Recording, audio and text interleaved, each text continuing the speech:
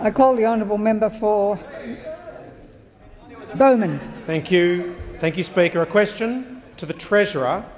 Will the Treasurer update the House on the state of the budget, and what will the budget look like in a decade if we don't take action now? I call the honourable the Treasurer, and there will be silence on my left. I thank the honourable member for his question, because the member for Bowman knows, as every other responsible member of this place knows, that if we expect Australians to live within their means, so too must a government live within its means.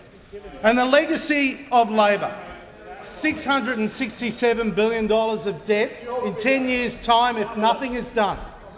And the Labor Party is determined not only to stop us from fixing the mess that they created, they're determined to stop us from adopting some of their own measures to fix the mess that they created. They're opposing $5 billion of savings that they announced at the last budget, took to the Australian people for endorsement at the last election. Now they're opposing their own savings.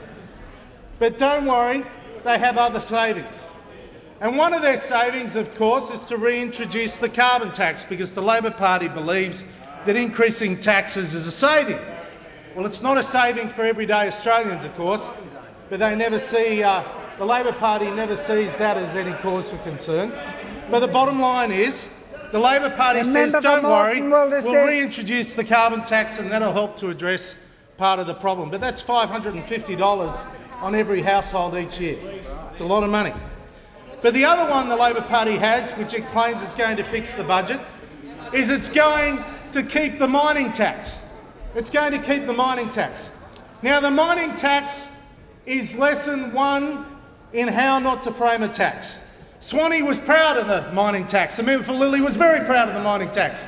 One of his great achievements, to introduce a tax that raises 1% of what he forecasts. But last quarter, that mining tax raised $600,000. $600,000. You know, that's 1% of what they thought it would do.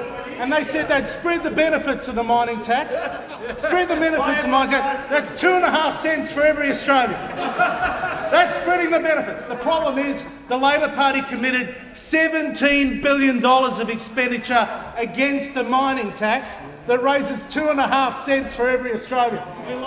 Now, on my calculation, if the Labor Party thinks it can keep the mining tax to pay for $17 billion of expenditure, the mining tax would need to be in place for 7,083 years.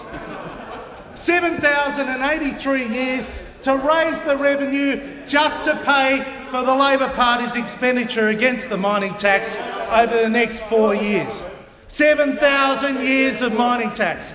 I tell you what, only the Labor Party can do it. They're incompetent in government, they're even more incompetent in opposition.